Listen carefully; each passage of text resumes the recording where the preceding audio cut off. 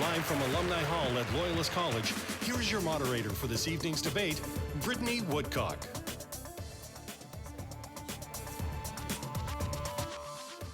I'm Brittany Woodcock, the student coordinator of the initiative and your moderator for tonight. We also have our faculty lead, Andy Clark, here as well. He will be keeping track of time for each portion of this debate. Tonight, we're going to hear from Bay of Quinte candidates about how they're going to solve the issues that young voters face. But first, let's talk about the initiative behind this. So You Think I Should Vote is an initiative led by Loyalist College's Journalism and Communications program to help engage and empower young people to vote in the 2019 federal election. Through this initiative, we've done a series of events called Pizza and Politics. We invited a local candidate each week to meet students and talk one-on-one about the issues that matter to them while enjoying a free slice of pizza. Some of the issues that have been brought up are climate change, the economy, indigenous issues, affordable housing, LGBT+ rights, and more. We've also went into high schools to spread our message to future voters. We talked about the role of democracy, how elections work, and what they can do to hold their politicians accountable. The response so far has been incredible, and the opportunities I've received are even better. I've been able to talk to these 5 candidates one-on-one and hear about what they want to do for young voters if they're elected. Tonight, we're giving you that same opportunity. We will give each candidate 3 minutes to make an opening statement, then we'll give the audience a chance to ask questions. Audience members will be given a minute to ask their question, then the candidate or candidates who the question is directed at will be given 90 seconds to answer. Then we'll open up a discussion among candidates. Once the discussion is over, then we'll move on to our next question. Here's Andy Clark with a few words about tonight. Thanks, Brittany. So if Brittany's going to be the good cop, I'm going to be the bad cop this evening. I am the timekeeper, as she said, 3 minutes off the top. We're hoping that there are lots of questions from the audience. One of the things that we did during the Pizza and Politics luncheon is collect questions from students. So we've got a number of them in here as well. But we're hoping that you, the audience, will ask questions this evening. There's mics in both aisles, so feel free. We would like you to keep the question to a minute long in length. We want questions and not necessarily comments or rants. And then it can be directed at one of them, 2 of them, or all of them, depending on what your question is and who it's for. We're going to give, depending on the number of people asked, 60 to 90 seconds to answer that question. And then we're not going to hard time this, but we want to have 5 to 7 minutes of debate and discussion. We're hoping to examine, go a little more in depth on some of the issues that are raised here tonight than they had an opportunity to last night in the Nationals Leaders debate, which was not a sterling success in terms of generating light and not heat about the issues that each of the parties' platforms. We're hoping for a little more light here this evening than heat, although that doesn't mean that we're not going to hear some disagreement amongst these 5. So each question will go for 5 to 7, discussion for 5 to 7 minutes. I'll signal the end of it, and then we'll move on to the next question. I should say as well that you'll know if you're listening that this is being broadcast on 91X, 91.3 FM. It's also being live streamed on the website that we have created for this project, So You Think I Should Vote.ca. So if you're listening and you want to see us all, you can go to that website as well. And I think that's it, business-wise. So, guys, I'll be down here and I'll give you a 10-second and a 5-second wrap. Okay. All right. So tonight we have Conservative candidate Tim Durkin, People's Party candidate Paul Bordenero, Liberal candidate and MP Neil Ellis, Green Party candidate Danny Solosky, and NDP candidate Stephanie Bell. So now we'll move on to our opening statements, and we'll start with Tim Durkin.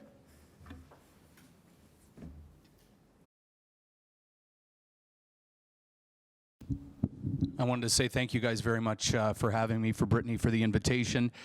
She had me at Pizza and Politics when she said there was going to be pizza involved, and so we had an opportunity to go into the Link Lounge, talk to students, and find out by listening, as opposed to talking, about some of the major issues.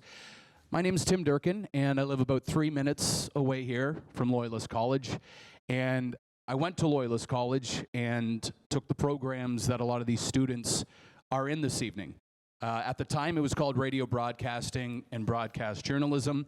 I see some of the former professors here tonight that educated me, and so I think doing something like this is a huge project. So thank you, a former dean as well that's here tonight as well.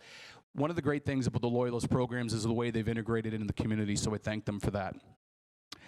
Last night, during the leaders' debate, we saw some of the difficulties with politics and talking over each other and the disagreement that comes with it. And I have to, as we've all done, really pay tribute to the other people that are running in this election here in the Bay of Quinte riding. It's not an easy thing to do. There's a lot of heartache, there's a lot of lost nights of sleep, there's a lot of stress involved, and it's hard on family as well. And so the people here have to be commended. But just because we personally get along doesn't mean that the policy we all agree on. And that's one of the things that brings out the democratic process, and the fact that young people are getting involved in this is absolutely vital. You know, I was at a door of somebody today, and one of the things that they said to me is that this month I have to choose whether I cut my pills in half or I miss my heating bill. And when the individual said that to me, it really hit home, because it speaks to a far larger problem that we have in this country, and that's affordability. And it's the main issue that the Conservative Party is focusing on with this election. We're going to be talking about it more tonight, and I hope to talk to you and get an opportunity with that as well. One of the concerns that we have is so many promises are always made coming into an election, that they're going to sell the farm and give you everything you want. But then what follows that is broken promises. Going to do massive infrastructure projects. We're going to support our military and our veterans and our farmers and our small businesses and our large businesses, and we're going to make everything perfect. But broken promises equals cynicism in politics. And that's why we have the concern in politics we do today. I look forward to talking more about it, and I thank you for the opportunity to talk, and we'll have a chance to interact through the evening. Thank you.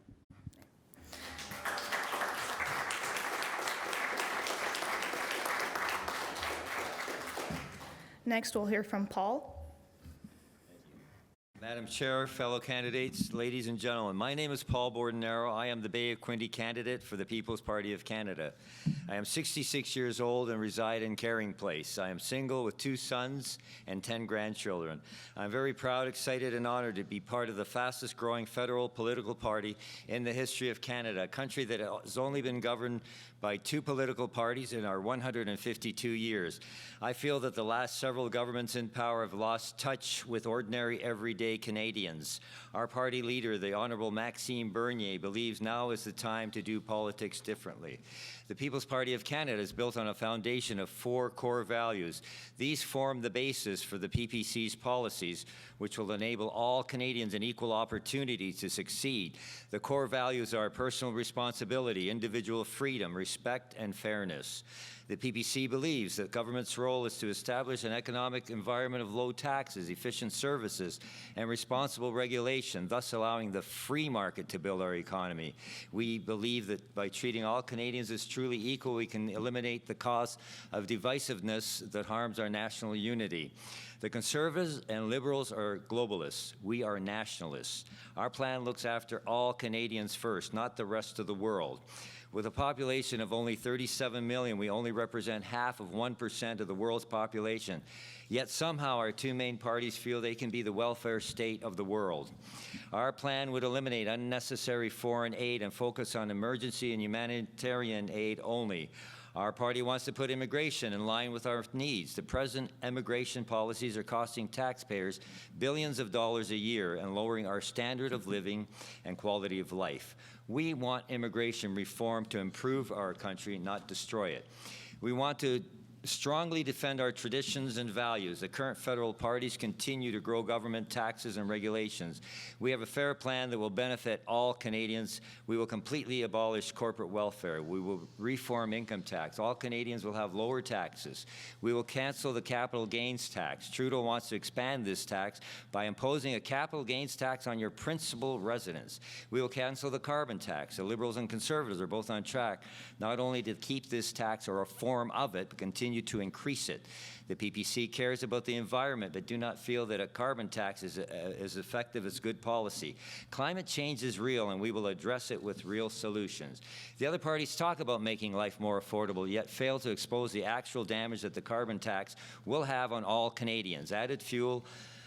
Added tax on fuel prices will not only make it more expensive to go to work or trips for medical appointments, it will also add to the cost of everything you buy from added shipping. The biggest impact will be the added cost of your grocery bill. Thank you very much.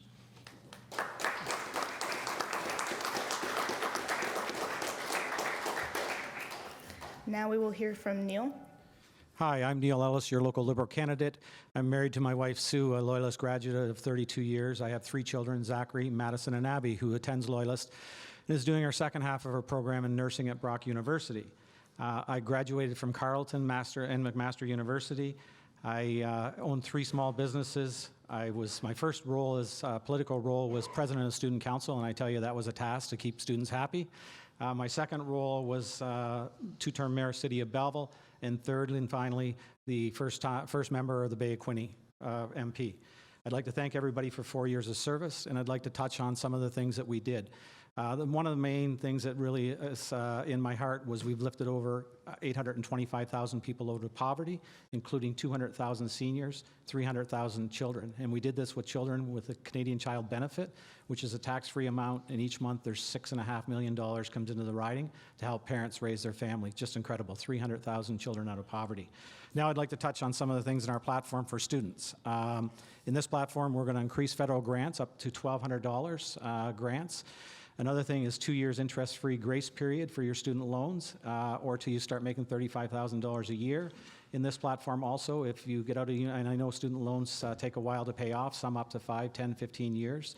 Once you start a family, there's going to be a grace period on your student loan that there'll be no interest, and a grace period for 5 years, so you can get your family raised or up to 5 years of age. 25% reduction in cell phone bills. I see everybody has their cell phone with them tonight. Hopefully they're turned off.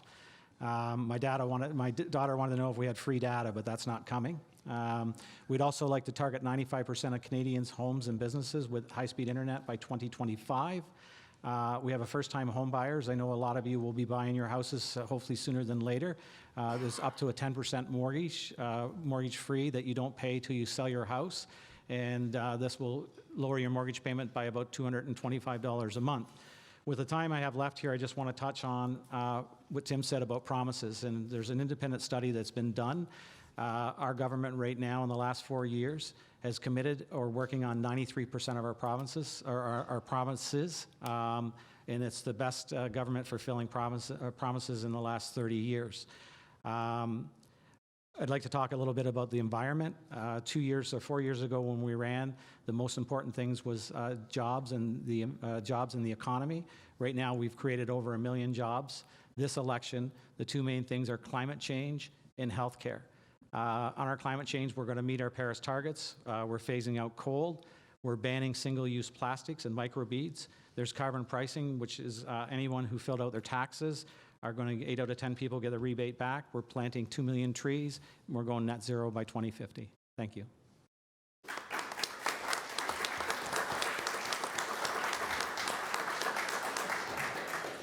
Now we'll hear from Danny. Yeah, hi there. Thank you, Brittany, and thank you. I applaud you for this Get Out the Vote initiative that you and the school have put on in engaging young people throughout our community. We have to act. Action requires cooperation, respect, and focus. That is all we need to get this done. I feel it in my core. How many watched the leaders' debate last night? I was looking for cooperation, respect, and focus. They failed to give us that. Canada lost. We are leaderless. Party colors do not matter. Red, blue, green, orange, purple. Last night they had their chances to inspire us, and they failed. I felt the absence for the one thing we need, hope. So how do we move forward? We need to build cooperation. We need a kaleidoscope of colors. We have to move on the climate crisis, affordable housing, and for including every one of our neighbors in economic, social, and ecological justice. We do it here. The local candidates here do cooperate, respect, and focus. You are here, and we have leaders from all sectors around us. We have people power right here.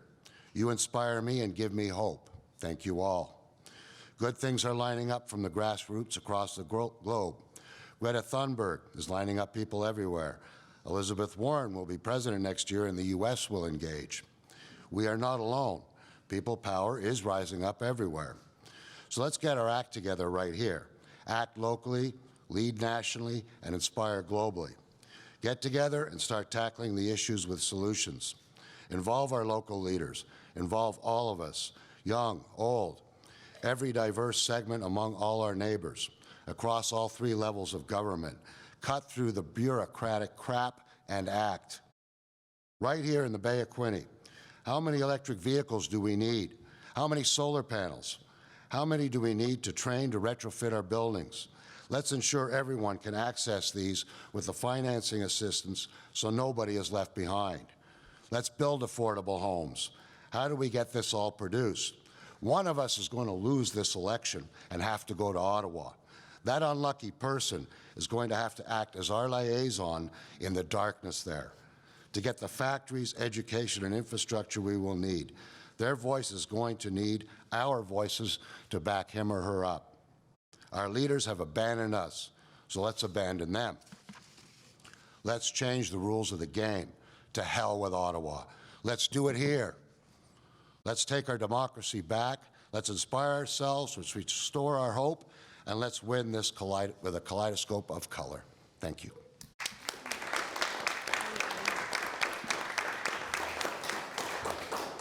Before we get to Stephanie, I'd just like to ask anyone who has a question to come to one of these 2 microphones, because after they do their opening statements, we will be getting questions from the audience. All right, Stephanie? Thanks, Brittany. And Danny, I just want to say, I love you so much, man. You're the best, honestly. You really are. You're such a passionate guy. I dig it. I really do. Our kids need a future. Yeah. So I'm Stephanie Bell. I'm your NDP candidate for this riding of the Bay of Quinte. And I've lived here in this riding for the last 25 years. I love this place. I can't seem to stay away. I've tried to go other places, and I just keep coming back because I love the people and I love the land. It's my home for sure.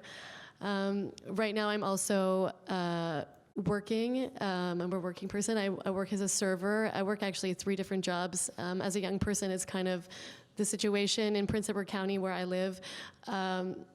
You basically, in order to live, you have to kind of try to make it work. So I work as a bartender server at the 555. I'm a hostess late night at Hartley's, and I'm also an aspiring bike mechanic.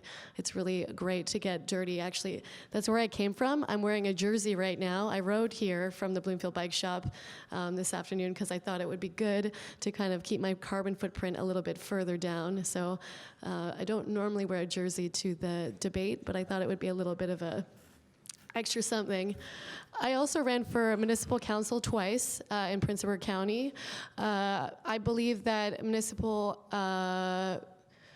governance is one of the most accessible ways that we can access government. And I believe that people should have access, and it should be easy for people to take part in government and feel like they're included. And so I wanted to make sure I ran at that level. I'm also running because I believe that we should have diversity in candidacy. I'm just so shocked to think that I'm a diverse person at this moment. I'm just a young woman, but we should have that for sure. So I wanted to make sure we have that, and that's why I continue to show up. Yeah, what more can I say about that? My 4 priorities for this election are, and this doesn't mean that they're the only things that I think that matter, but if we could get these 4 things dealt with, I think our community would be well served. So number 1 is climate action. Number 2 is affordable housing. Number 3 is pharmacare. And number 4 is electoral reform. climate action, because we have to act now. We do not have a lot of time left. Affordable housing, because we have a serious crisis on our hand here. We do not have enough housing for people, and people are struggling under the burden of affordability. Pharmacare, because you should have access to your medication. Preventative medicine is good medicine. It's more affordable in the long run. It's cheaper than paying for it on the back end. So if anyone has an issue around that. And then electoral reform, because you deserve to have your voice and your vote count. And we deserve that system. It's 2019, it's a modern era, we deserve that system. Thank you so much for having me, and thank you again, Brittany.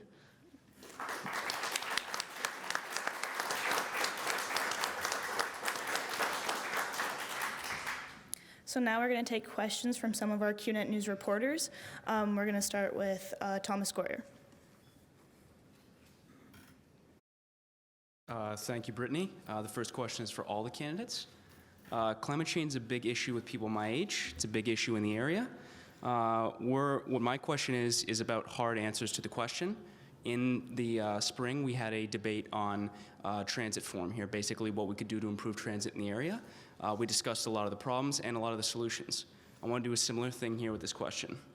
Excuse me, sorry.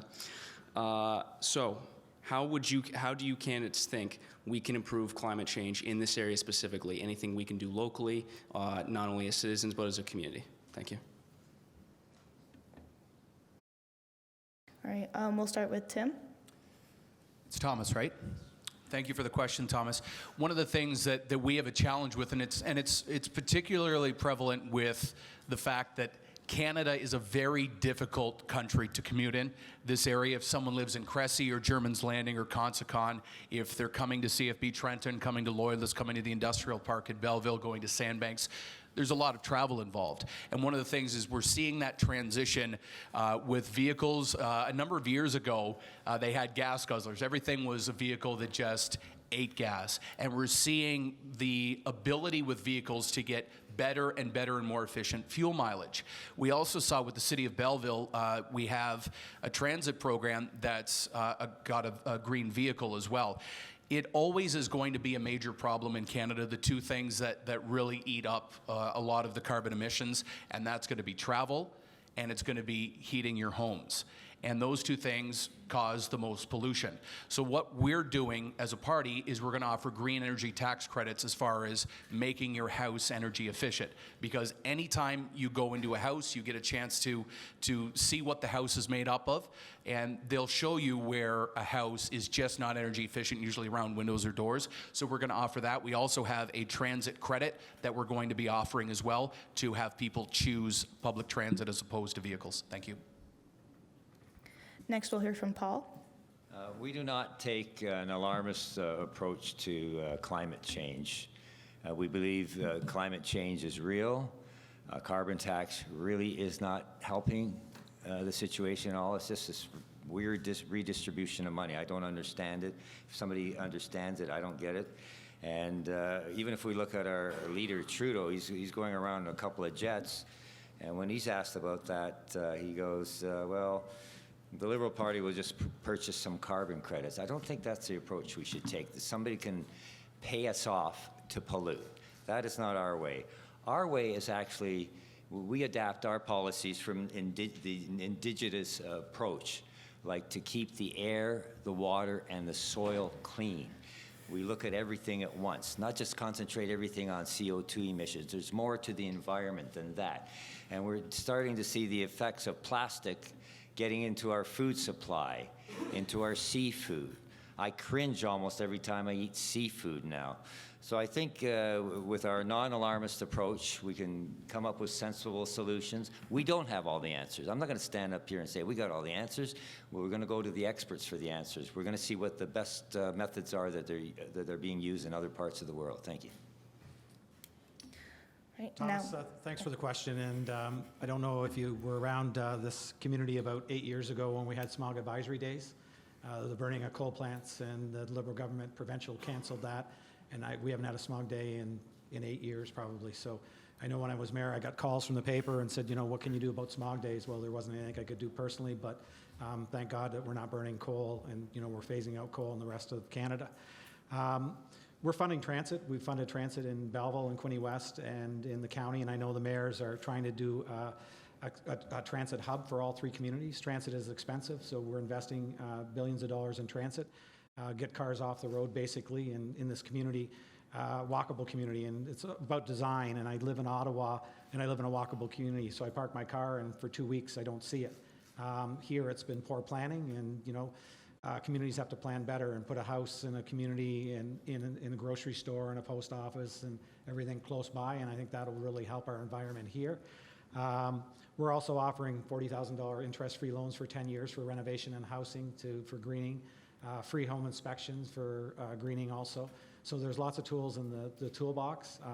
Locally, I think, again, being at Loyalist here and our generation like yourself need to talk about things, and it's about impressing that opinions on our children and that growing up. Thank you.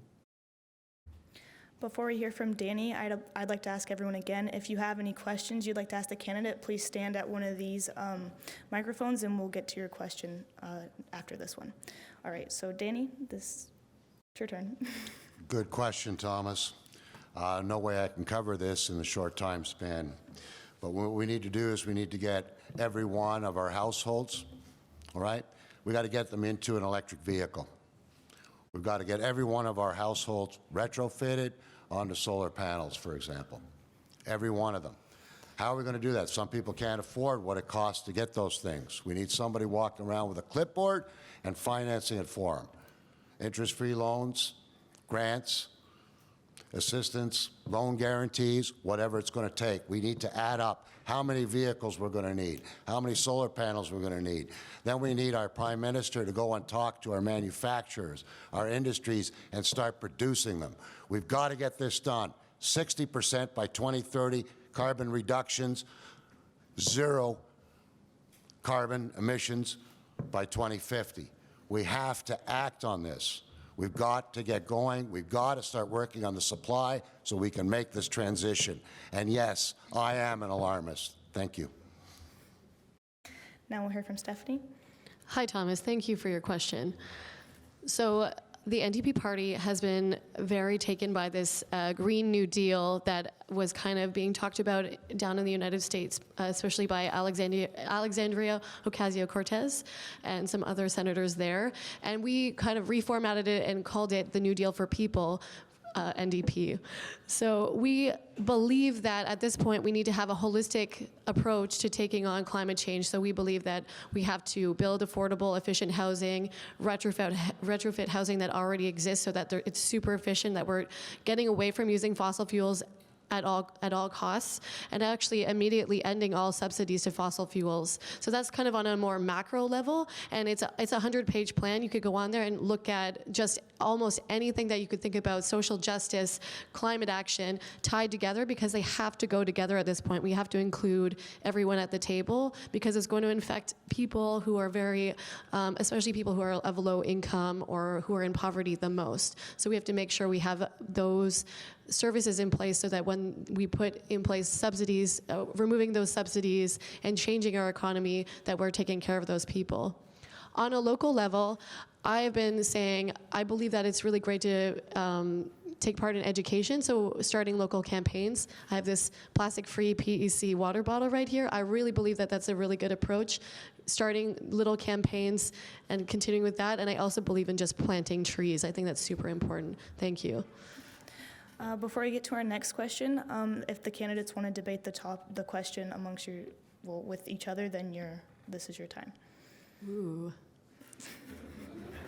Yes. It's an open forum. We can just go at it. Yep, open forum with each other. This whole thing about retrofitting, have all electric cars. Well, the car manufacturers are doing it.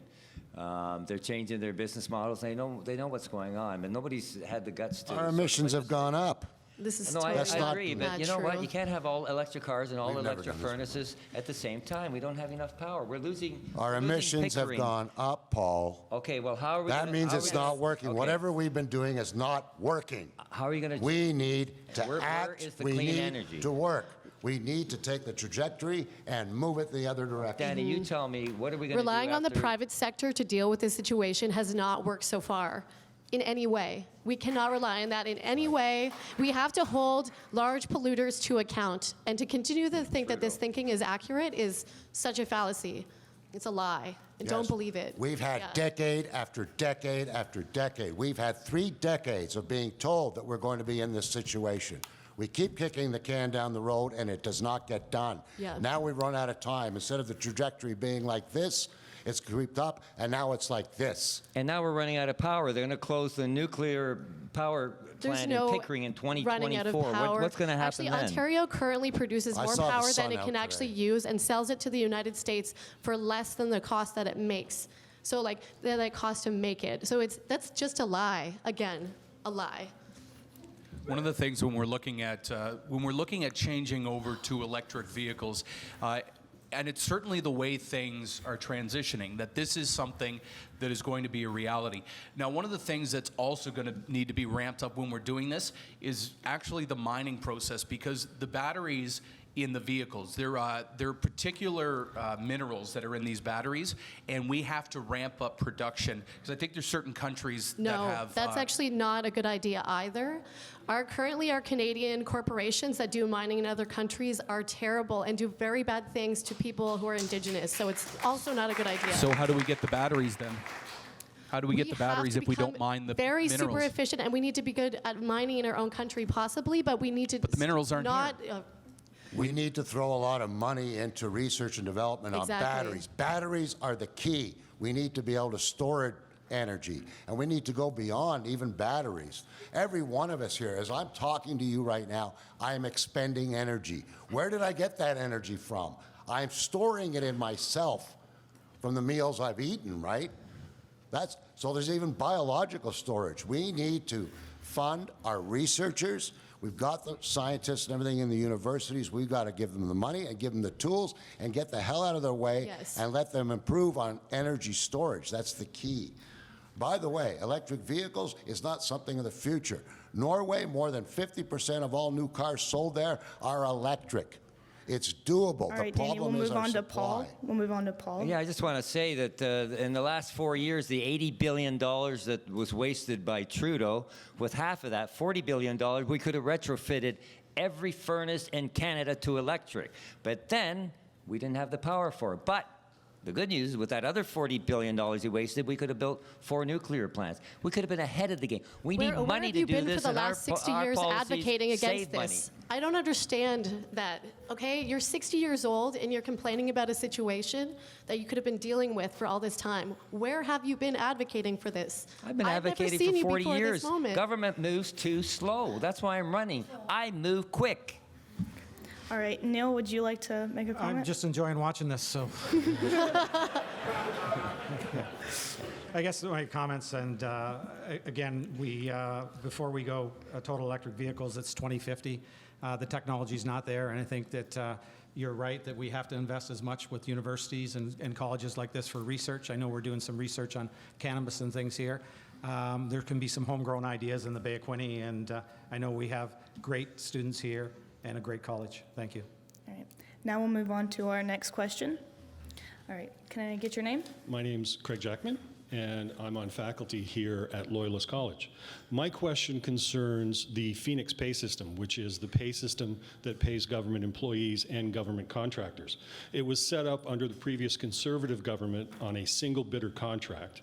And in August of 2015, the Conservative government was told it wasn't going to work, that there were systematic problems. In March of 2016, the Liberal government launched Phase 1 and had immediate reports of thousands of federal government employees not being paid, being overpaid, or being underpaid. Despite of that, in May of 2016, they launched Phase 2, the other half of the system, and there has been a non-stop list of employees being drastically overpaid, being drastically underpaid, students being hired for summer jobs and never being paid. Right now, the government is still 2 years behind in payroll changes. So instead of a system that was supposedly going to save the taxpayers $70 million a year, we're now faced as taxpayers with $2.3 billion in replacement fees. To all candidates, what would your government do to clean up and expedite this system? Thank you. All right, we'll go to Tim. The Phoenix pay system from the beginning, as Craig had alluded to, we've seen problems. And as those problems go on, we've discovered that there's more issues with it. And a government has two choices to make. They can either keep kicking the rock down the road and seeing the costs go up and up. We saw a provincial government that spent about $1 billion trying to build a gas plant for energy that they didn't need. And what the Liberal government did in Ontario was decide to say, well, we'll move it to Napanee instead. So it ended up costing $1 billion. We see programs that get implemented, and if there's an issue, they need to be looked at. We're seeing it right now with the International Joint Commission and the flood issues in the area. So when we see problems like the Phoenix pay system and an individual's not getting paid or overpaid or underpaid or issues just even getting anything, it needs to be looked at and it needs to be addressed. And I think it has to start immediately. All right, now we'll hear from Paul. The problem is government's too big, and we want to cut the size of government. It makes no sense. I've been a manager all my life and a business owner, and the government now spends about half our tax money to operate the government.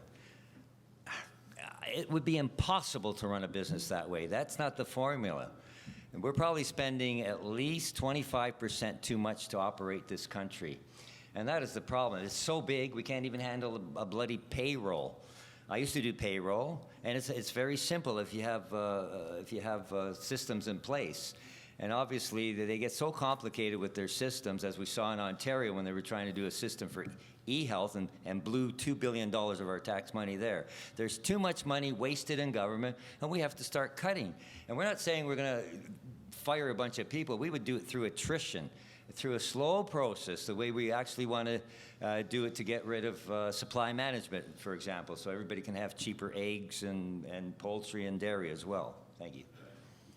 Craig, thanks for the question, and our office has handled many a complaint. My personal opinion is we should blow it up and start over, but I don't make those decisions.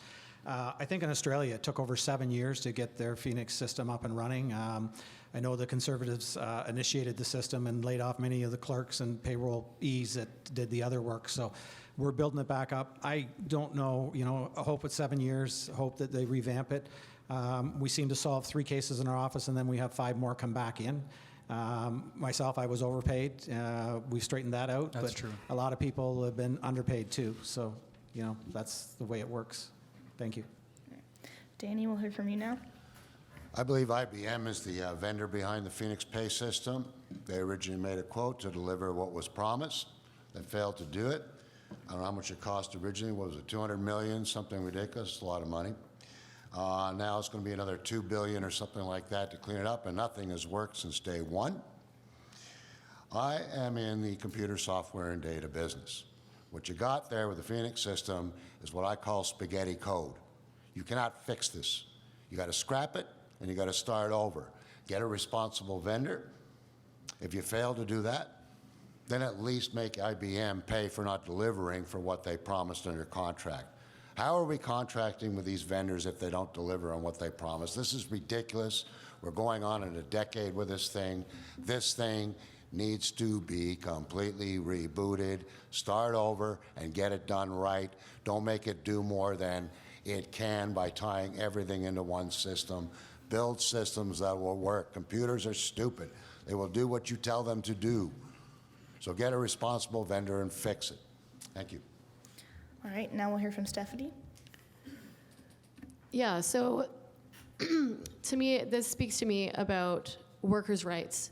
So I think at large what we're seeing here is the fact that we don't currently respect workers' rights, and that when people are working, that they need to get paid adequately and effectively, and that this is an injustice to those workers. It's also an injustice to our taxpayers who are paying those bills and not getting adequately compensated for the services that we haven't received yet. So I don't know why this isn't an issue around, fining the company that hasn't delivered on their services and then holding them to account for that.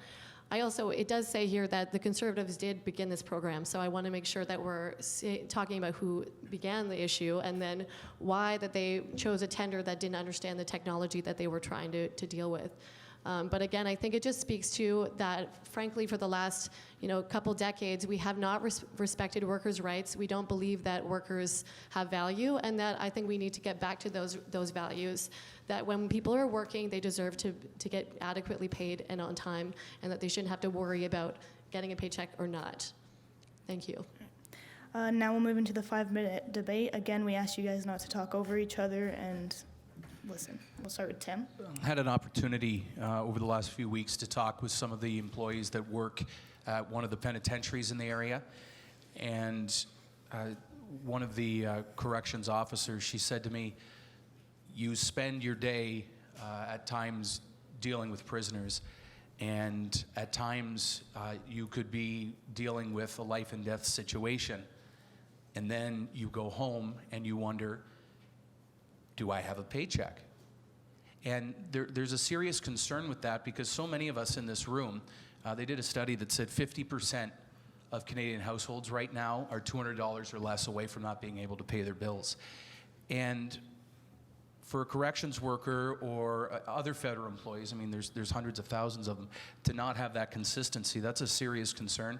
And absolutely, I think we're in agreement here that this needs to be addressed. Paul? Yeah, I would just add that there's somewhere in the world there's got to be a system that works that we can adapt. I always wonder why we always have to create something new. Computer programming is very complicated. I have friends of mine that do that for a living. And even the simplest thing is very complicated, like going to the bank machine. So this one is much more complex when you have so many people involved. And there's got to be a system somewhere we can adapt, and that's what I would do. I look for a system somewhere instead of trying to build one, because when you build something, you don't know what it's going to cost. These guys are paid a lot of money, $100 an hour, $200 an hour. I know what my friends get. It's stupid money. And I think I'll just add to the Phoenix system, a lot of it, Craig, is overtime, and people are afraid to put overtime in because it does screw up their pay. And then the other thing are new employees, and we did have employees that worked actually in the riding, students that didn't get paid all last summer. So it's something that we can do better, something that we're pressing for, and hopefully it gets solved sooner than later and not as long as Australia. We're all talking about the outcomes of the problem. The outcomes are the screw-ups, and this is how it hits everybody home. The problem is the software code behind it. The system has to be scrapped. It's called spaghetti code. Spaghetti code is when you have multiple coders creating all different lines of code. That now every time that you do something else to that code, something else sneaks up and affects everything else. That's how it works, all right? You've got spaghetti code.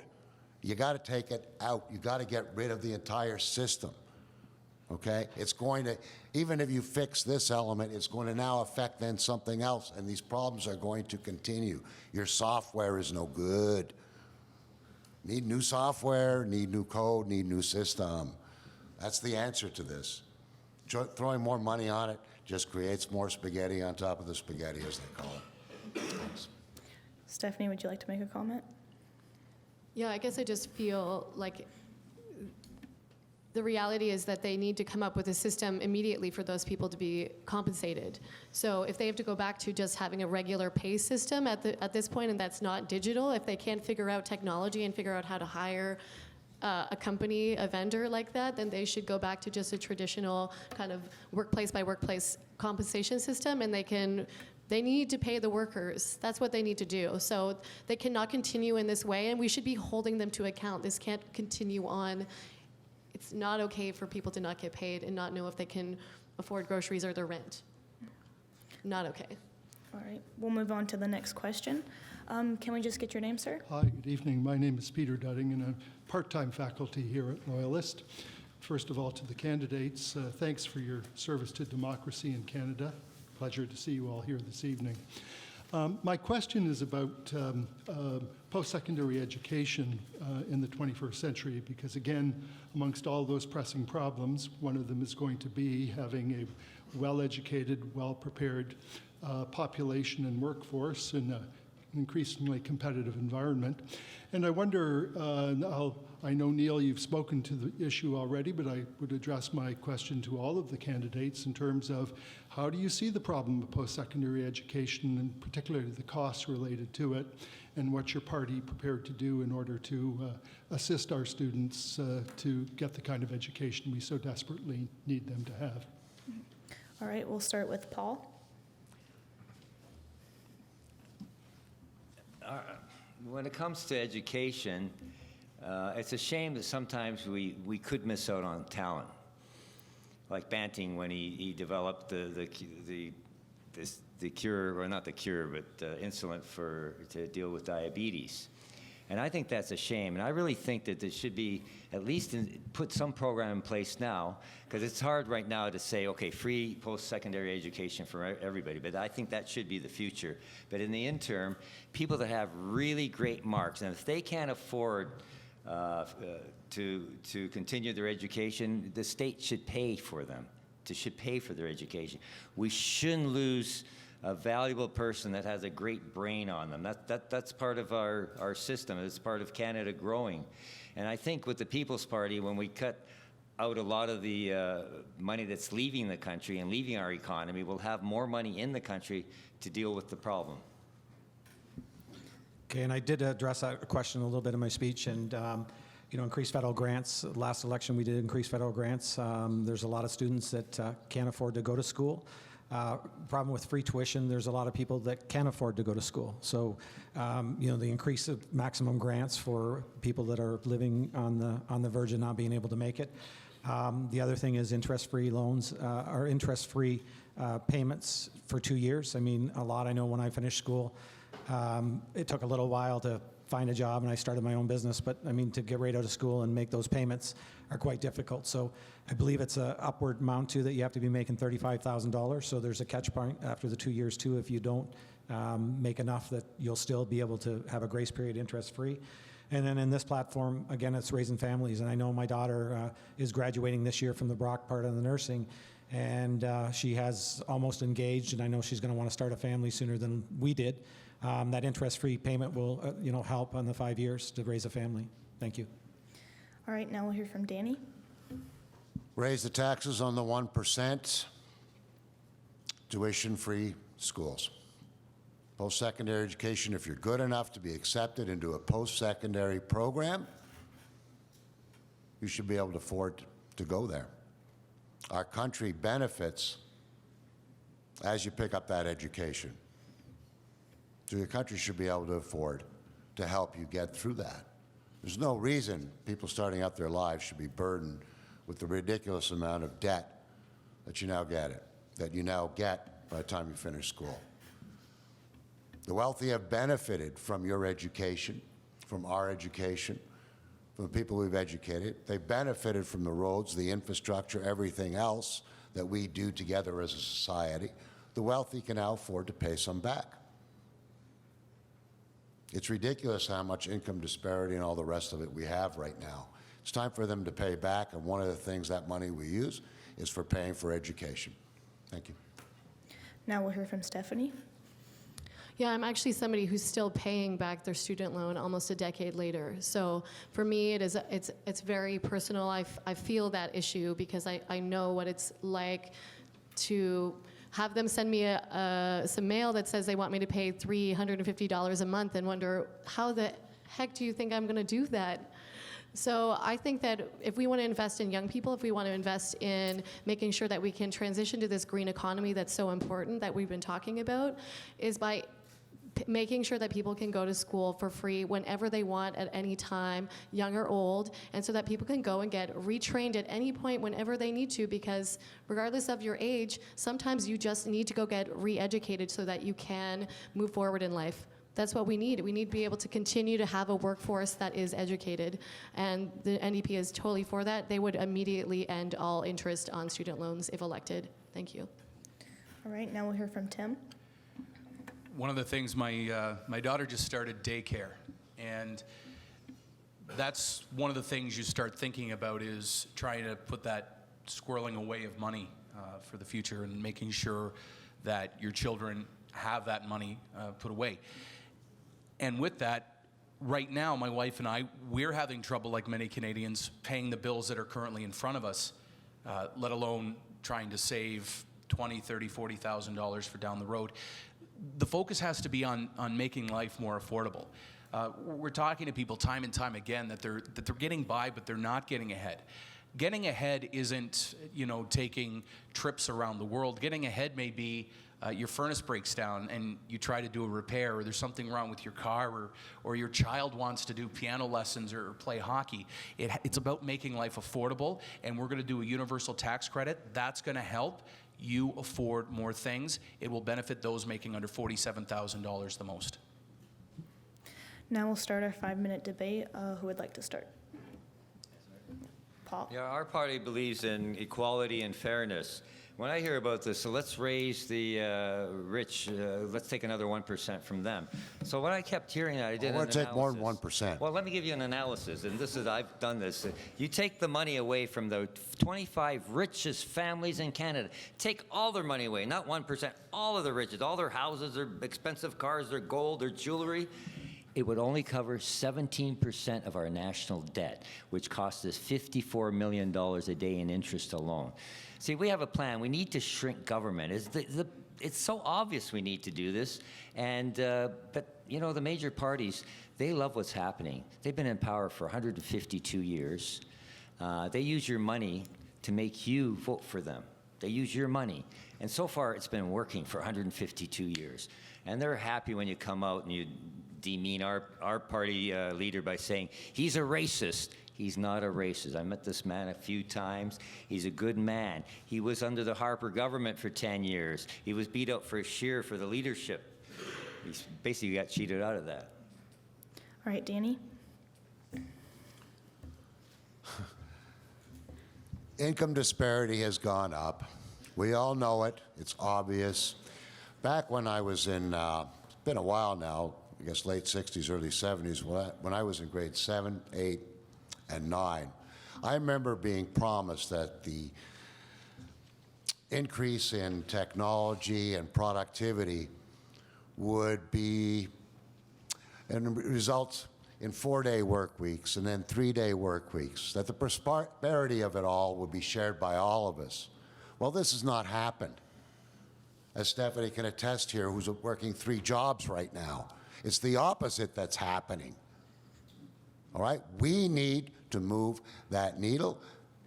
The 1% have benefited and taken everything. That's all gone somewhere. All of this prosperity and automation has gone somewhere.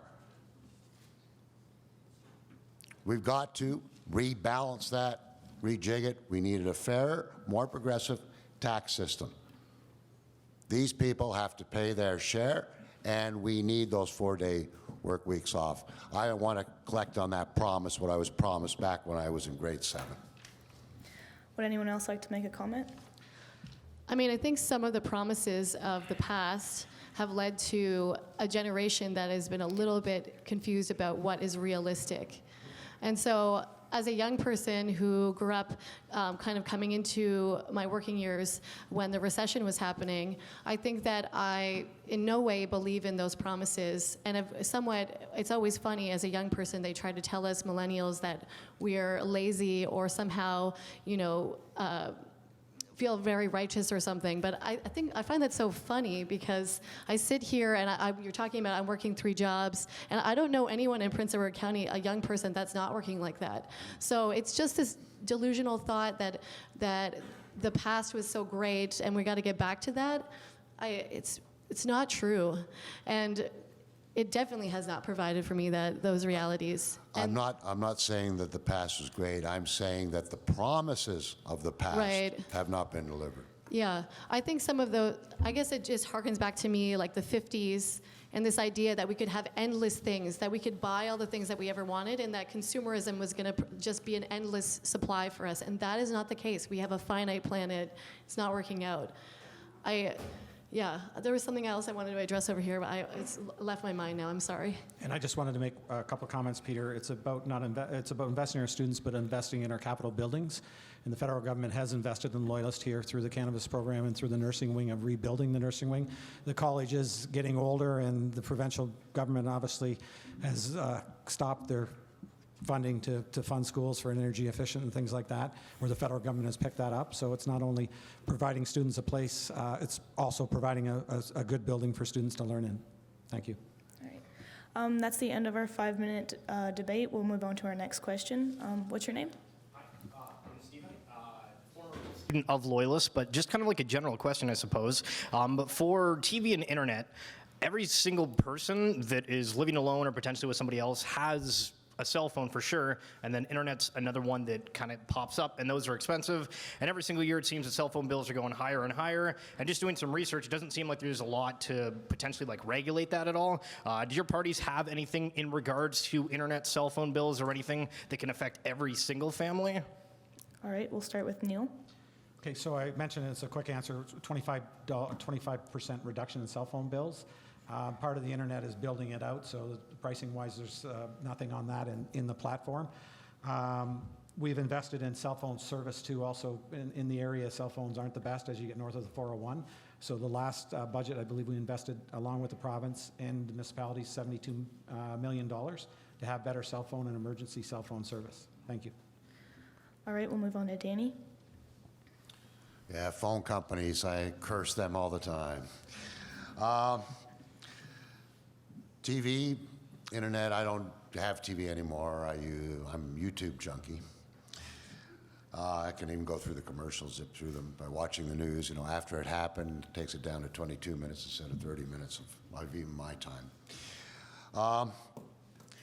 Internet access, everybody has a right to internet access at this point, and we've got to be able to get it in everybody's hands. There's a lot that we got to need to do on the rural communities on that end. But I'm looking at affordable housing units, for example, that we put together. Well, one Wi-Fi serves all the units, and then the cost really is shared. And I think we can do a lot of that hub and spoke type of thing by community and all that to bring costs down. And it's a huge opportunity just waiting for us to put it out there.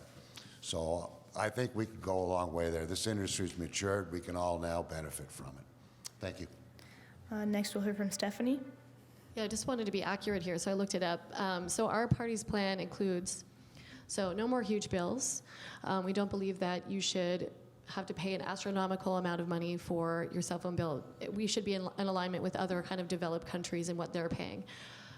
We want to make sure that there's just a basic plan so that everyone can have access, because people need to be able to access their cell phone. They're being able to call each other. So even if you're of low income, you should be able to have a phone. There should be no more data caps.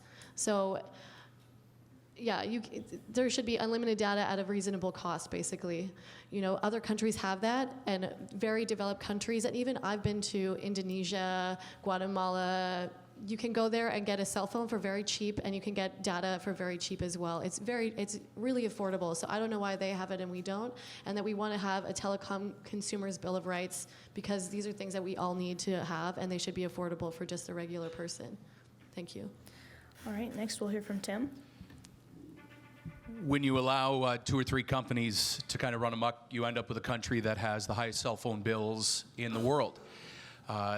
One of the concerns with that is if you allow it to continue, I'm trying to think of the cost. So right now we're about $1,200 a year for my wife's phone, and that's not out of the norm for a lot of people in this room. I think that's certainly very comparable. I think it's Great Britain. You go, and I think it's about £8 a month for their plan. And I know sometimes people will use 3G, and that could be a day, especially with their overages. But when you open things up to competition, you allow for more combativeness with the prices. So if somebody comes in on that spectrum, and right now we only have a couple of companies that are kind of running things, the more you allow the private sector to compete against one another, the better off those prices will be. All right, next we'll hear from Paul. Our party plan is to reduce cell phone costs and as well for the internet. Like these cell phone companies, they're just stealing from us. If you just look at Rogers, the money they're making, they bought the Dome Stadium for $25 million, and that was funded with taxpayer money of $600 million. At the time, I was a volunteer in Scarborough. I said, that's wrong. The public should not fund that. I called that one right. I called a couple of things in the past right, and I'll call this one right. If our party gets in, or even if we get 3 or 4 members there, and if there's a minority government, we're going to make a huge difference, this party, in this country, because we will reduce those fees. These guys are ripping us off. That is the bottom line. They're ripping us off. We got to stop it. All right, now we're going to start our 5-minute debate. First, we'll go to Tim, and then we'll come to Danny. One of the things I was curious about is the Liberal plan to drop things by 25%, but we haven't had any explanation other than the Prime Minister saying that he was going to go and ask them really nicely. So I'm curious about how we're going to get 25% reduction unless we open up further competition. All right, Danny? Steve, do you by chance use Virgin Mobile? Yeah? You know what really gets me about this outfit? Every time I call them or do anything or they send me something, it's, hey, member. Since when did I join a club? Hey? Really, man? I mean, I did not join a club. I am a customer. It's a phone, not a club. Yeah, for sure. I mean, I just, you know, the arrogance of these companies, it just grates at me. So everybody's on the same page for that then? Everybody's looking at kind of like reducing costs if possible for cell phones and potentially internet? Yeah, phone companies piss everybody off. Stephanie? Well, I mean, I would say that there's a bit of a disparity here because we're talking about a complaint about a large company where I was just saying that we need to make sure that we're holding those people to account and making them pay their fair share. And then our compatriot over here is saying that he doesn't think it's right, but at the same time says that we shouldn't be taxing them. So it's a bit of a conflict there for sure. I don't think that that is accurate. He's saying on the one hand that he thinks it's okay to not tax them, but on the other hand that it's okay, that it's not right what they're doing to us. So I'm confused a little bit now again. Sorry? I'm Paul there. Yeah, why is it's not okay in this instance for them to charge us so much and make so much money, but before when I was talking about taxation, you were like, well, it's not going to work out to do that. So which is it? Do you see what I'm saying? Sorry, I don't get what you're saying. Yeah, so earlier when we were talking about, and even just Danny here was talking about taxing the rich, and you're trying to say that there's not enough money there. No. But what then I'm at the saying, same no. time, just now with this question, you're saying that it's okay that we should make them pay You guys for are going it. around it the wrong way. There's lots of money there with corporation and offshore money. There's billions of dollars. That's what we have to get. And I actually talked to somebody at Revenue Canada. I said, what the hell's going on? I'm $10 short. You're bugging me in the mail every other day, and somebody's phoning me up. I had problems with the Revenue Canada a few years ago because I can't do my taxes. I got to hire somebody. He makes a mistake, and it's my fault.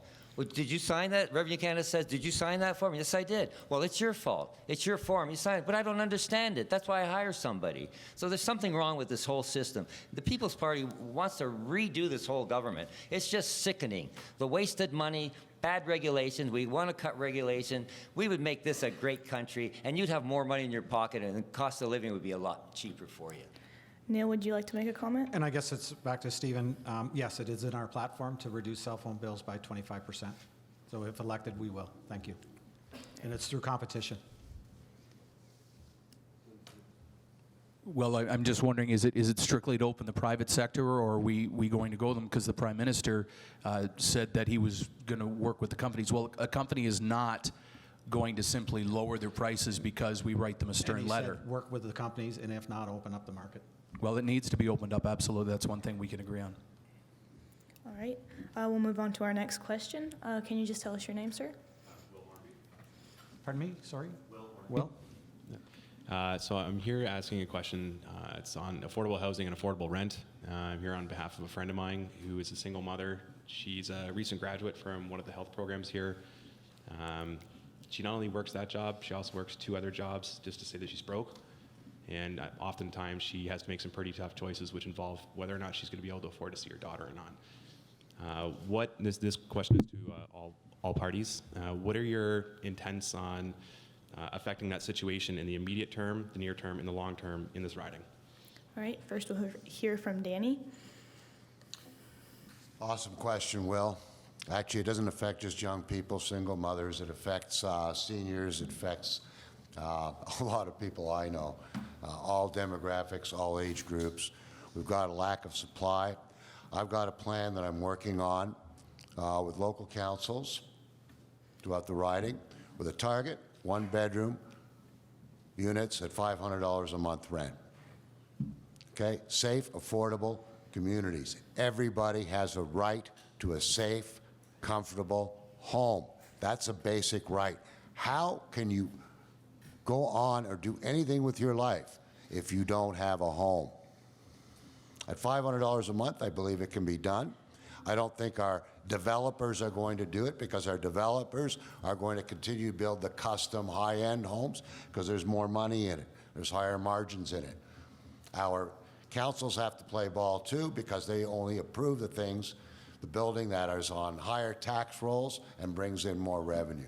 Working together, we can produce $500 a month units. There's more to it, but my time's up. All right, Stephanie?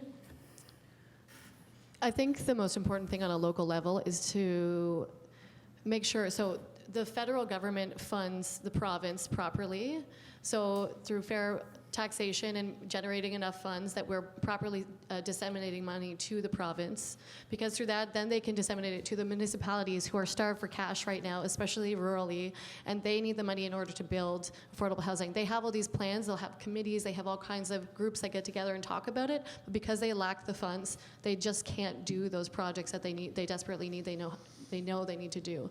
So part of that is making sure that we're getting proper funds sent from the government to those people, the province and the municipalities, and also having fair criteria, especially for our area where it's more rural. Often we get kind of missed in those projects because it seems like it's not as important, but rurally over the whole province and probably across Canada, we have been left behind as far as affordable housing, and so we have to make sure that we have advocates who are strongly saying that we need fair criteria for rural areas. That's why I'm here. All right, we'll go to Tim. Will, as far as the friend of yours, I wish it was a unique story. I really do, because it's far too common. And I think what you're going to find across the spectrum from the people up here is that we need more of this. We need more housing. And one of the things Danny had alluded to is the fact that we see a supplier that they can come in, and with the cost of land, that's right where it starts. So if a plot of land, for instance, is $175,000, they're not going to put a building that doesn't yield a proper financial return. The municipalities work at ground zero with these developers.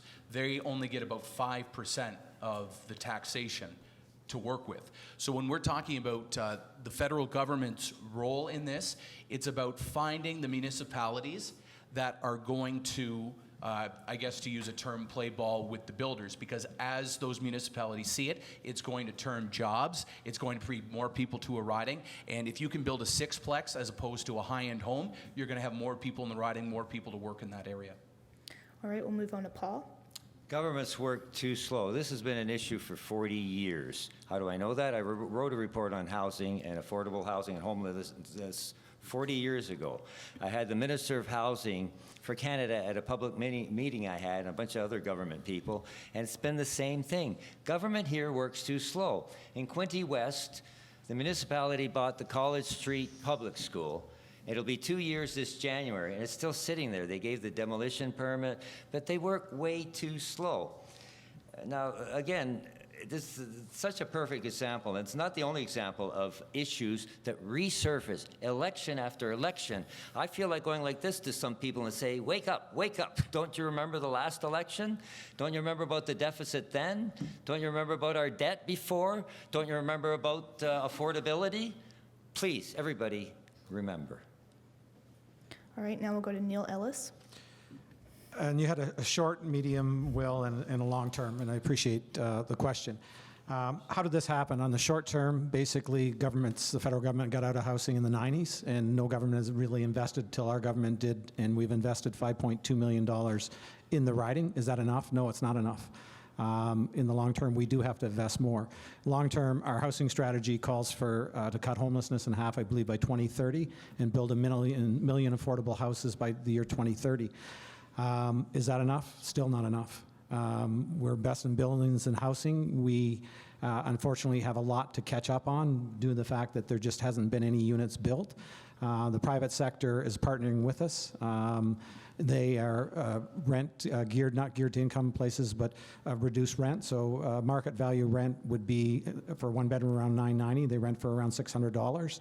So these units, although all of a sudden filled as soon as they can build them, that's the problem. There's a waiting list for them. So what do we have to do better? We have to get more money into the riding to build more units. I think as a government as a whole, we have a housing program. We can't go back to past governments that didn't really invest in affordable housing. Thank you. All right, now we'll open our 5-minute debate. We're going to start with Stephanie, and then we're going to go to Tim. I mean, I'm not going to debate something here. I just wanted to add some more points. So as far as the NDP is going, we're interested and believe that we should start by adding 500,000 new units immediately, investing $5 billion the first year in affordable housing, because it seriously is holding us back from having workers who can live where they need to. And especially to do with climate change, we need to make sure that our homes are near where we're working, so that we're not traveling so far, so that we don't necessarily need a car, that we can take our transit and our bicycles there. And we want to be innovative in what we're building. So we want to retrofit things. We want to make them really efficient so they're super uber affordable for the regular person. And also thinking about building smaller homes or co-housing. So that's living with somebody and kind of changing the way we think about housing, because some of the affordability is being able to build something smaller and live maybe in a co-op or in a co-house situation.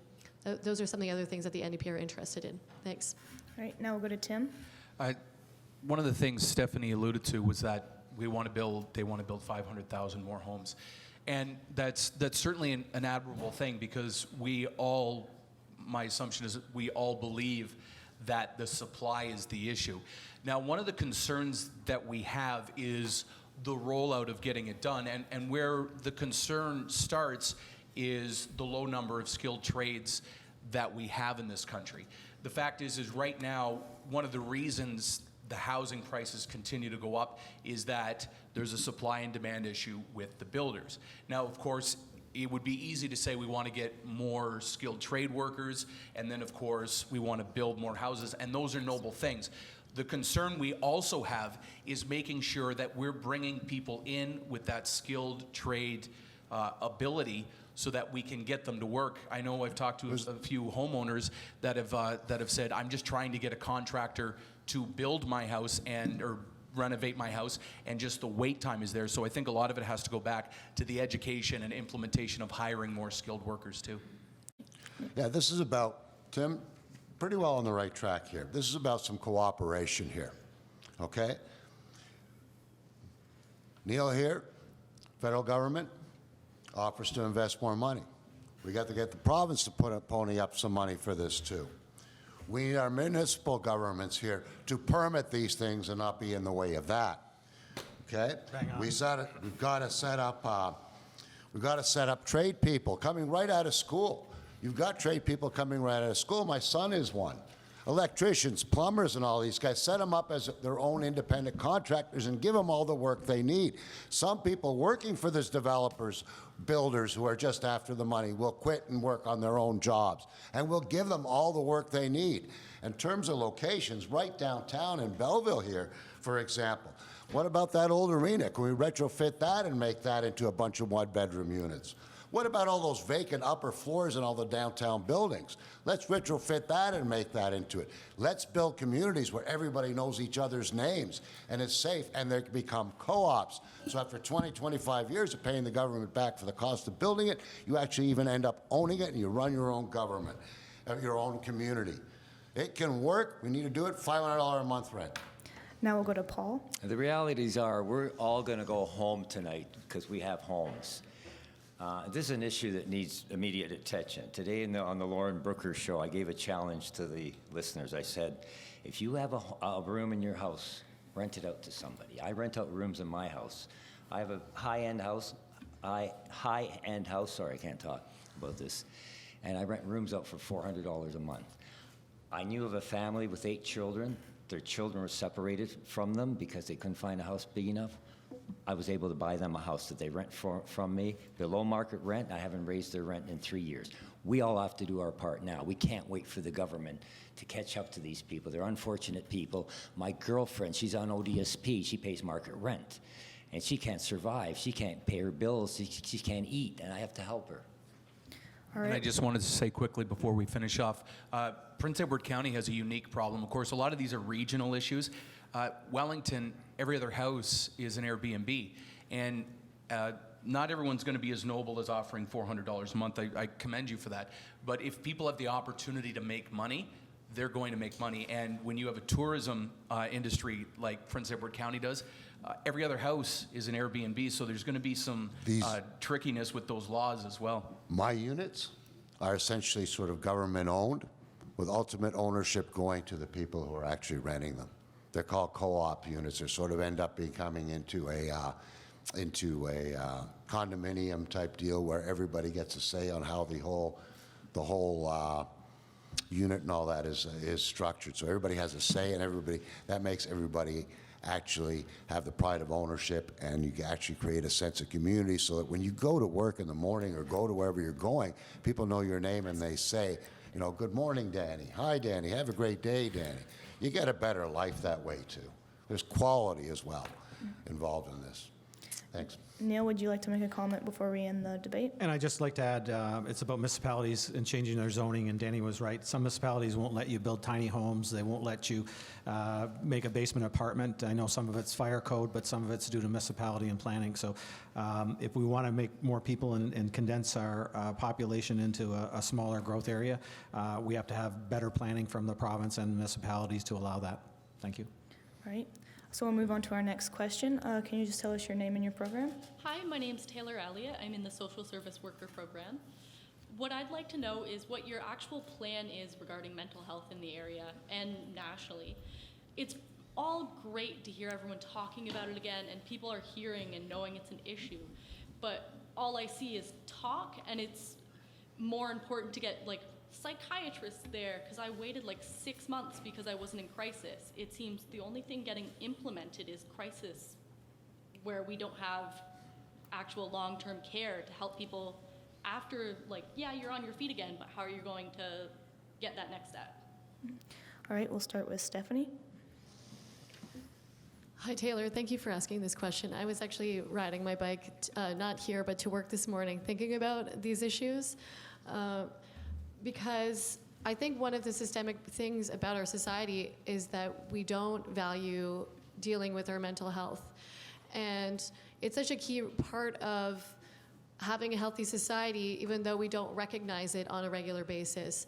And I can say that for sure that our party has a plan to, we're talking about pharmacare, but we've also been saying that we want to, after that, make sure that we have whole body care. So that's mentally, that's, you know, vision, eye care, dealing with dental stuff. But for sure, thinking about mental health is so important, because I think some of the reasons why we still have kind of this lack of diversity in our elections. This is a bit of a weird tangent, but I think it's because we don't value mental health and value having women and these kind of more softer approaches. So even though I want to be gentle and kind, I feel like we end up wanting to attack each other, and this is part of the reason that mental health is so important. I can't get to this all in this little bit of time, I'm sorry. Anyways. All right, we'll move on to Tim. Well, the implementation of a lot of these programs is absolutely vital, but I do believe that we are at that stage where talk is still vital as well. And what I mean by that is that so often people will find issue with it, and things like Bell Let's Talk is good. But having the courage to step forward, whether it be anxiety or depression or PTSD, bipolar disorder. I just lost a family member with bipolar disorder. For myself, I've had depression since I went to Loyalist College. And thank God that there are medications, there's counseling, there's help for people. And one of the unique things with mental health that we find, I would ask if I can do a few more seconds here, if it's okay with my partners, is that with this issue, it is not a broken arm where somebody else has a broken arm, where somebody else has a broken arm. Each individual could be completely different with medications that they need, or counseling that they need, or trauma that they've gone through. And one of the things with the, I guess, the system that we have set up is it's overrun.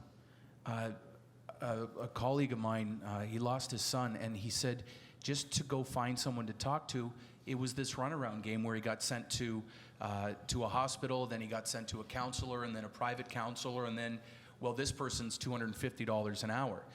And I know a lot of mental health issues have to do with provincial jurisdiction and healthcare, but a mental health strategy that is coast to coast, I think all my colleagues will agree, is something that has to be of high priority, because it's only getting to be a bigger problem. Sorry for going over. All right, Paul? This seems to be another 40-year issue. This is run in my family. My mom's had mental health issues. She's okay now. She's 89. She gets a shot every 3 weeks, and that keeps her level. That's not the case with a lot of other people. My sister, she's had a problem for 40 years. And she even says about this, Belle, let's talk. She says, talk about what? I have a problem. This one day of talking doesn't do anything. I think new technology has to be explored, and there is a bit of hope for us now in our family and my sister. There's this new magnetic treatment, but it's a long waiting list, so we're hoping to get my sister into that and see what happens there. And I know it's a frustrating thing, because I've gone through it for 40 years with my sister. And one time I remember going to her home. I was so aggravated with her taking this medication. She'd be high half the time. I flushed her medication down the toilet. She freaked out on me, and then I realized at that point, wow, this is a real serious issue. We have to deal with it. And back in maybe 20 years ago, $99 million went to redo the Queen Street Mental Health Center, and they seemed to be more focused with the employees than the patients, and that really bothered me. All right, now we'll move on to Neil.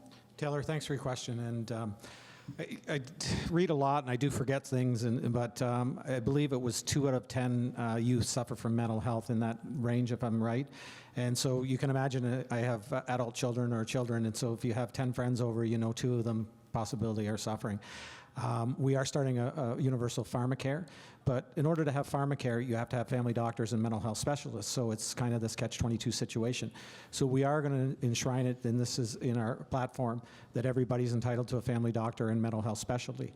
Again, a lot of this agrees that it is provincial issues, but it's the federal government that takes leadership. And I know when I was Mayor of Belleville, we were short 15,000 patients for family doctors, and it was a provincial issue, but we knew it affected our community. So as mayor, we got into family recruitment doctors, and we recruited 21 doctors, and right now that program is still running.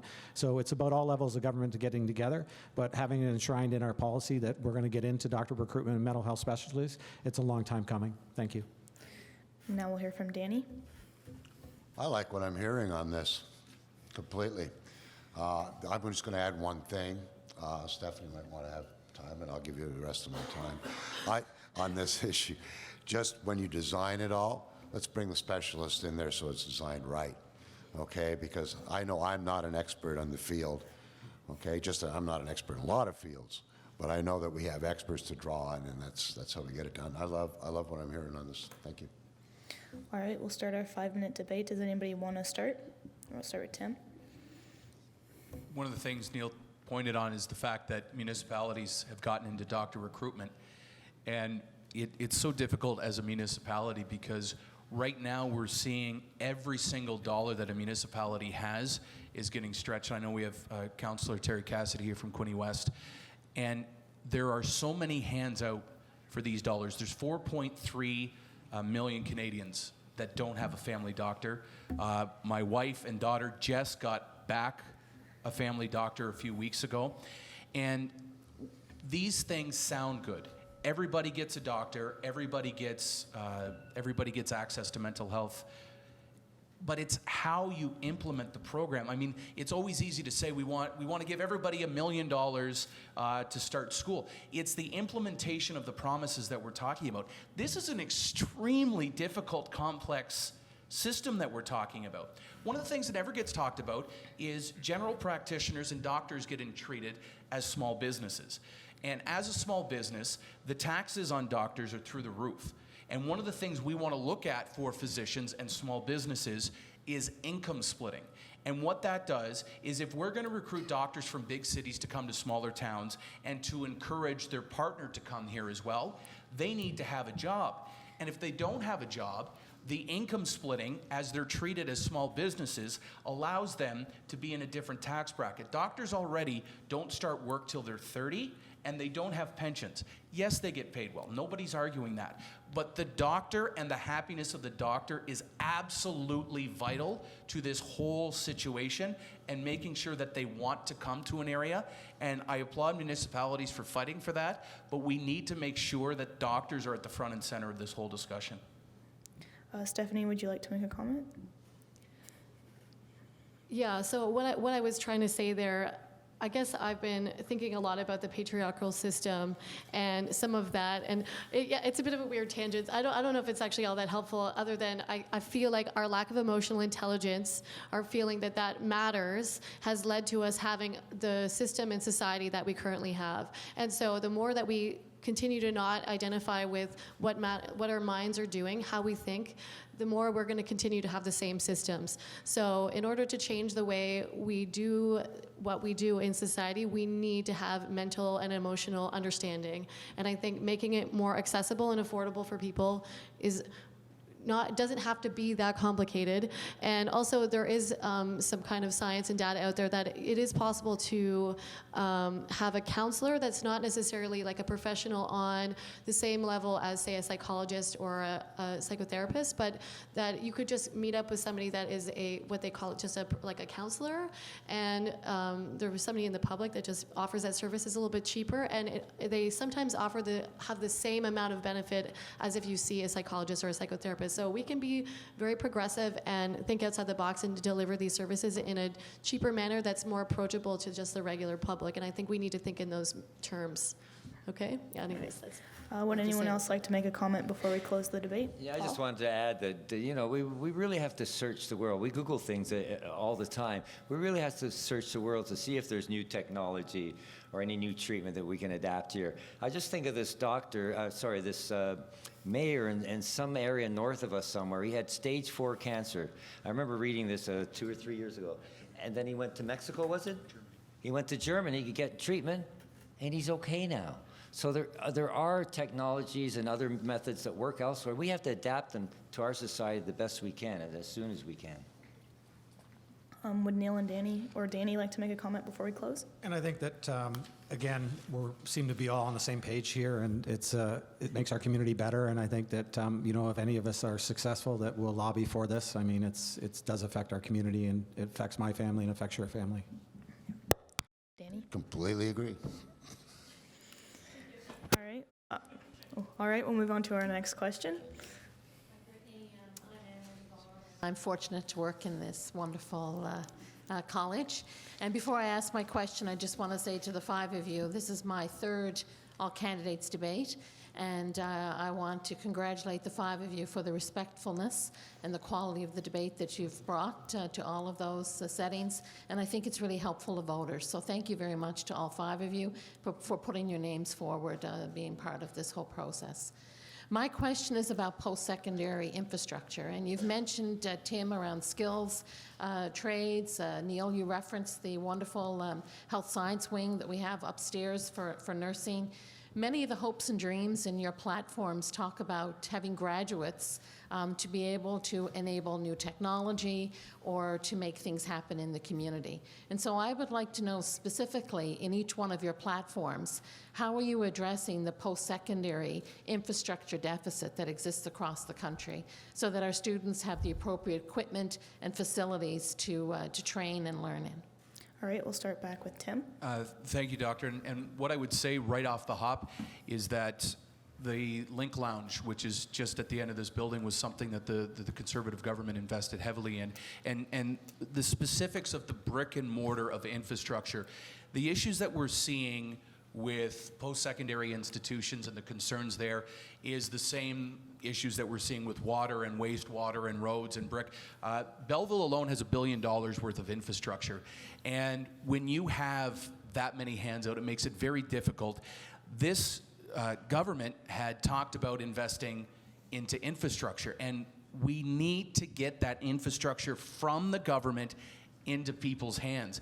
And we haven't seen that money coming recently. The fact of the matter is that these projects get brought up by a post-secondary institution or a municipality, and they have to get from there and they have to get back into your hands, because if we don't invest and we don't put the millions in that are needed into billion-dollar projects or hundreds of millions of dollars projects, you have millions of dollars, is my assumption, in requirements for this facility. If you don't have that money, you can't grow, you can't prosper, we can't get more jobs here, we can't grow the economy here. So it's phase one. Infrastructure is vital. All right, we'll move on to Paul. Well, our party wants to cut regulations, and that'll help a lot. We also want to cut, it's all about money too, and we want to cut the corporate welfare. That'll bring more money to us. We want to get that offshore money that people owe us. It's money they owe us already. And we want to cut the foreign aid, except if it's for humanitarian reasons.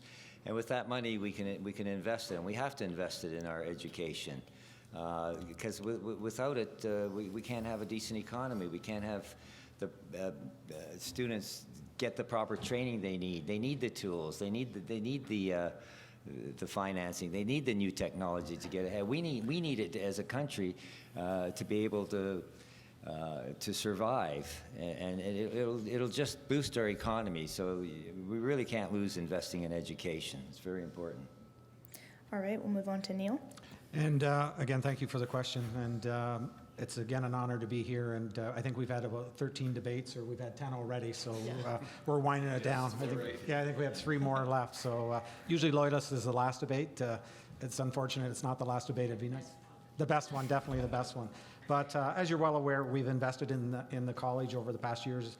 I was here, I think, 3 years ago to make an announcement on the nursing wing, and it's completed now. And I believe that was around the $2 million mark, give or take 100,000 in that range. We've invested in new technology. So you look at your cannabis lab you hear that we have invested in heavily. It is a new changing world, though, and we're going to invest in green tech jobs. So with phasing out coal and stuff like that, we're investing, I believe, in 100,000 retraining of workers. So again, something that we have to look for this college and that towards. There's lots of net zero. We're giving rebates, obviously, to corporations for net zero, that produce a net zero project. And you look at it, I believe Trent University has kind of jumped on a little bit of that. Hopefully Loyalist can too, and I know you have to apply each year to what you're going to do, and hopefully you've got some great ideas that we can sit down and talk about in the future. Thank you. All right, we'll move on to Danny.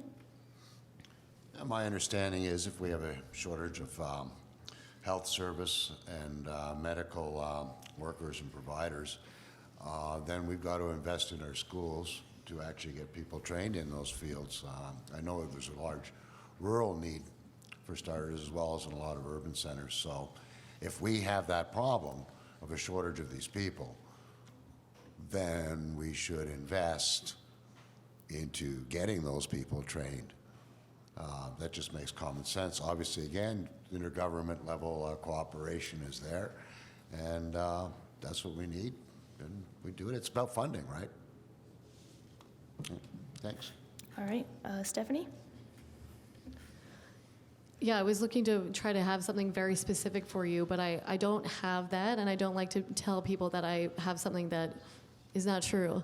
So specifically what I just wanted to mention, I guess, is, again, this new deal for people that we've been talking about, the Green New Deal, which is a holistic plan of re-educating people so that they can move into the green economy. So we would be making sure that there are programs, of course, in place so that people can get retrained and trained in those fields, so that we're moving away from the traditional economy and moving to a green economy where people are working and living in a way that is very efficient, and making sure that we're not continuing to have these level of emissions that we've been dealing with so far, because it's at this rate we're not going to have effective climate action. I know that's a bit of a roundabout answer, but I feel like this is our commitment, is to retraining and having folks that can work in those jobs, and we will be definitely investing in colleges being able to deliver those programs. Thank you.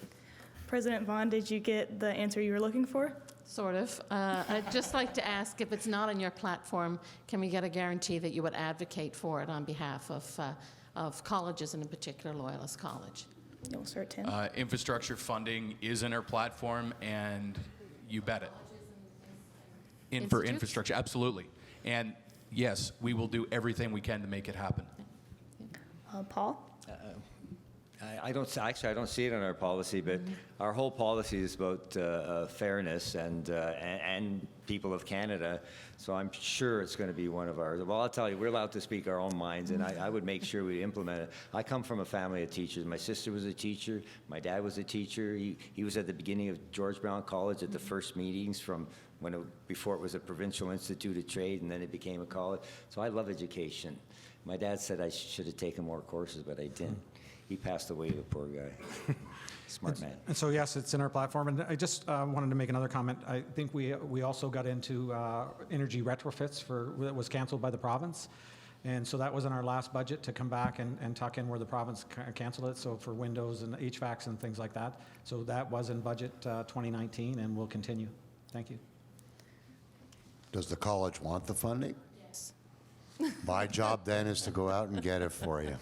Absolutely. Thanks. Yeah, I'm looking at it right here. So it says more accessible job training and lifelong learning for all. It also says a new fairer deal for all workers. And the Green New Deal, the New Deal for People, lays out in quite a lot of detail about how we're going to invest in those green jobs, making sure that people are working in fields that are a part of that economy. So for sure, I'm advocating for that. That's what I would be hoping for sure. Thank you. Thank You're you, welcome. Brittany. Yeah. Thank you. So that's all the time for questions that we have. So we're going to go into our closing statements, and we're going to start with Stephanie Bell. Crazy back here. It's fine. We'll give you time. It's fine. It's good. There's a lot of furiousness. All right. Again, I'm Stephanie Bell, and I'm your NDP candidate for this very fine riding of the Bay of Quinte.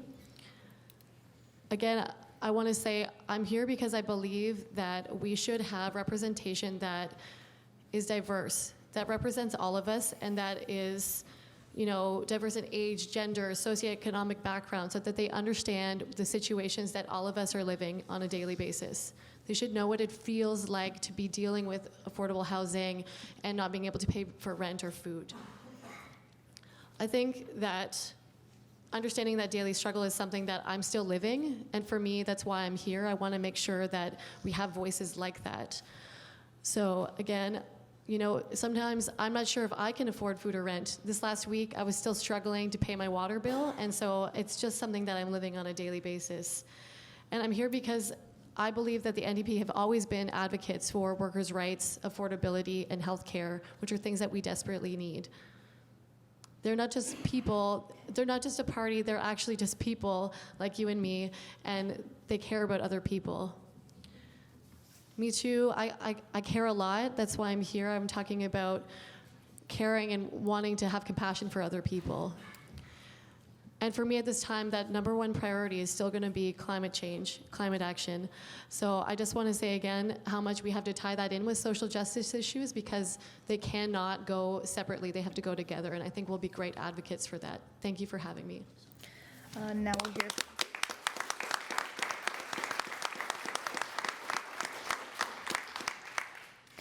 Now we'll hear from Danny. Yeah, thank you, Brittany. This has been a wonderful event. I really enjoyed this one. Number one thing we need to do is have cooperation. What we saw last night was atrocious. We're going to have to rely on ourselves locally, as I mentioned in my opening, to get it done, and then we can inspire others and be inspired by others. We have all the talent that we need here to get done what we need to do. I agree with Stephanie. We have to deal with this climate crisis. We've got to get on it. We've got to get through all the bureaucratic shuffle. We've got to work together. We've got to cooperate. We can't have bureaucratic excuses blocking us anymore. What I propose is a local action committee, completely nonpartisan, no political stripes, no political colors, with local representatives, experts, advocates that we have. We've got a lot of them. I've met them over the past couple of months. We've got them all here. We can all work together. We all have a voice.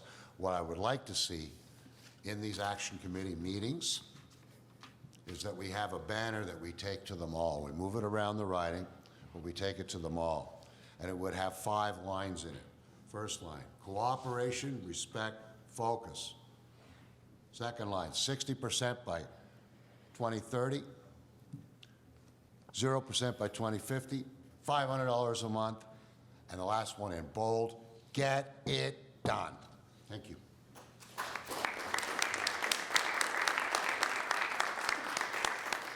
Now we'll go to Neil. It's an absolute pleasure to be here tonight, and I'd like to thank everybody for coming and all the students that are running it here tonight. The sounds has been great, and we'll be able to watch this on TV later. But when I first became mayor of the city of Belleville, I realized that we suffered from poverty, and there wasn't many things I could do about it. When we became government, we set poverty targets of reducing poverty 20% by 2020, and we've reached that. As I said, we've lifted over 825,000 people out of poverty. Our next goal is to obtain 50% poverty reduction by 2025, and we're on targets for that by raising the OAS by 10% by year 75, and also by raising this CPP survivors benefit. It's about getting families out of poverty. It's about getting our seniors out of poverty. It's about helping our community. When I was mayor, as I said before, we started a family doctor program. It's exciting to see that in our platform. Everybody has a right to have a family doctor. It will help our community. We are the party that has a climate change plan. We're the federal government that has initiated that plan. We have already reduced 3/4 to our Paris targets. We have a $70 billion plan to electrify the grid, invest in transit, invest in the communities of green infrastructure. Times are changing. We need to change with it. I think that overall, I'm down to 10 seconds here. I'd like to thank you. On October 21st, vote for Neil Ellis, vote for real change. Thank you.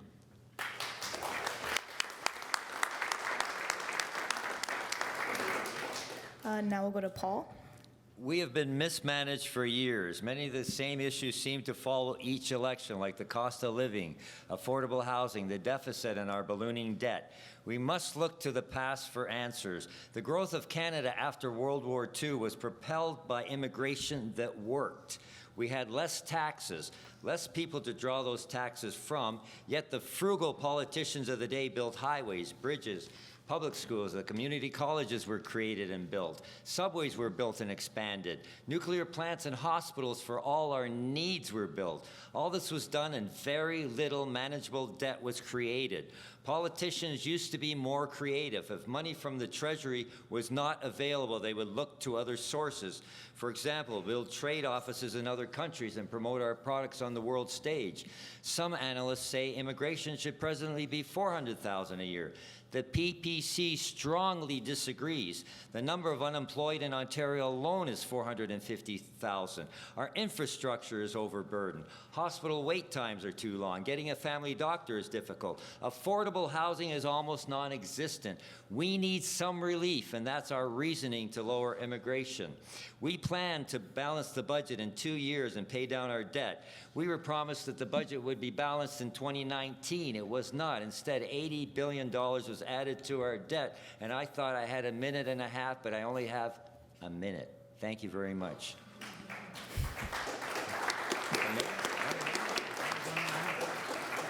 All right. Now we'll move on to Tim. Please don't time me until I do my button up. Thank you so much for having us. And one of the things we've heard tonight is ideas and the sharing of ideas. You have to take ideas and then you have to implement them. They have to become a reality. A lot of the things that we've said tonight, they sound like great things and they would be great things. Our challenge as a government is to put those things into action. Promising things, but delivering them. That is the follow-up of everything a government needs to do for you. Right now, every person in this room owes $43,000 to the provincial and federal governments. We are getting further behind. The cost of living is not staying with the expenses that we have. So what do? We want to leave you with more money. What are our promises? We are going to make maternity benefits tax-free. We are going to scrap the carbon tax, and despite what my friend says, the carbon tax is not an environmental plan, it is a tax plan. We also are going to make seniors a disability credit, a music credit. We are also going to provide a tax credit for those taking part in sports. There is a universal tax credit for Canadians. I would rather you have $1 than me have a dollar as government, because you're spending that dollar a lot better than I am. Thank you so much. The advanced polls start Friday. You can vote at 365 North Front tonight or at 260 Dundas East in Trenton. Thank you so much for your time, and we're happy to talk afterwards. Good night.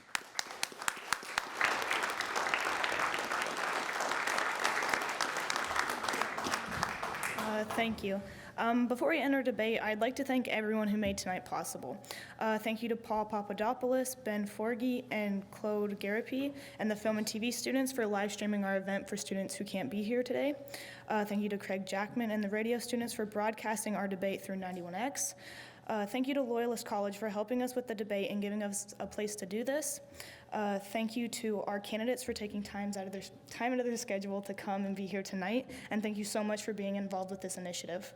Thank you to everyone who attended tonight. I'm Brittany Woodcock, and have a great night.